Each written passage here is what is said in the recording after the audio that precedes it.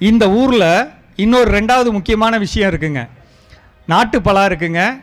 இன்னொரு உங்களுக்கு எதிராக அதாவது எதிரான்னு சொல்ல முடியாது, உங்களுக்கு இணையாக இருக்கக்கூடிய ஒரு பிரச்சனை என்னென்னா, ஒட்டுக்கன்றுகளோட ஒட்டுப்பலாவோட எண்ணிக்கை அதிகரிச்சுக்கிட்டே வருதுங்க.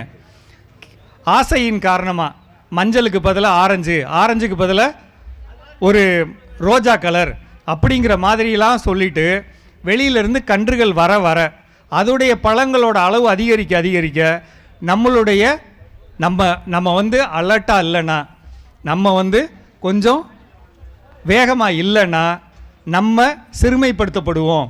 இந்த ஒட்டுப்பலாவோட எண்ணிக்கை அதிகமாகும். ஆனால் அதில் கொடுமை என்னென்னா, நம்மளையும் கெடுத்துட்டு அதுவும் பெரிய அளவில் போகிறதில்ல. அதுக்கு என்ன காரணம் அப்படின்னா, எல்லாரும் அந்த ரகங்களை பற்றி சொல்லித்தர்றாங்களே ஒழிய அதை எப்படி வளர்க்கணும், அதாவது 5வது வருஷத்தில் என்ன பிரச்சனை வரும், 7வது வருஷத்தில் என்ன பிரச்சனை வரும், 10வதுல என்ன பிரச்சனை வரும் அப்படின்னு சொல்லி கொடுக்குறதில்ல. ஆனால் ரகத்தை சொல்லித்தர்றாங்க. இந்த ரகம் அந்த ரகம் அவ்வளோ தரும் இவ்வளோ தரும் அதெல்லாம் சொல்கிறாங்க. தயவு செய்து நீங்கள் அப்படி செய்கிறதா இருந்தாலும் ஒட்டுக்கண்ணு போடுறது தவறு இல்லை, ஒட்டுக்கண்ணு வைக்கிறது நல்லது. ஆனால் ஒட்டுக்கண்ணு வைக்கிறதா இருந்தால் தயவு செய்து வளர்ப்பு முறையை தெரிஞ்சுக்கங்க. நல்லா உங்களுக்கு தெரியும், லக்னோ 49ன்னு இவ்வளோ பெரிய கொய்யா வந்தது.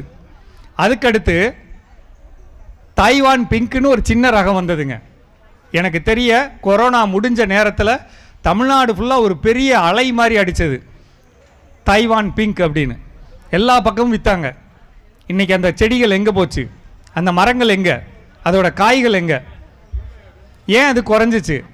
அப்போ ஒரு செடி வைக்கிறதுனா அந்த செடியோட காசு என்ன, அந்த செடியை வச்சு வளர்க்குறதோட செலவு எவ்வளோ, வளர்த்தது ஏன் இப்போ இல்லை? 2025 தான், 5 வருஷத்தில் இல்லை. இது மாதிரி பலாவும் பெயர் இழந்துடக்கூடாது. நம்மளுக்கு போட்டியாக நம்ம நினைக்கிறது வந்து தாய்லாந்தை.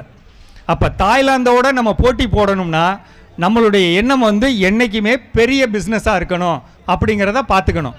இதில் ஒரு சில சின்ன சின்ன பிரச்சனைகள் இருக்குங்க. இந்த பண்ருட்டி பலாவை பற்றி நான் யார்கிட்ட கேட்டாலும் சுவை கொஞ்சம் குறையுது. இது நான் சொல்கிறதெல்லாம் குறைபாடு இல்லைங்க, பொதுமக்கள்கிட்ட இருந்து நான் கேட்ட ஒரு செய்தி.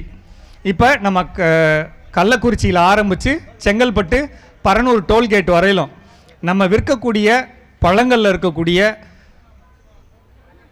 சுவைத்தன்மை குறையுது அப்படின்னு சொன்னால் ஒரு 2-3 காரணம் இருக்குங்க.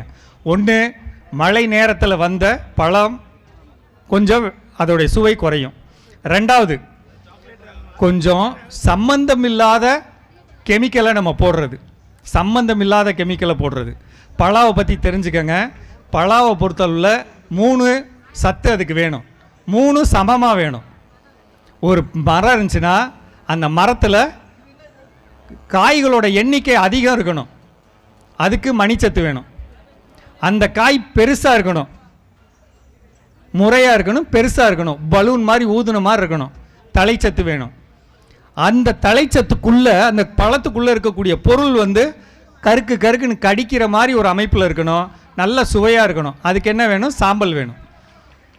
இந்த 3 சத்தும் இணைந்து இருந்தால் தான் அந்த பழம் வந்து பொதுவாக எல்லாராலையும் விரும்பப்படும்.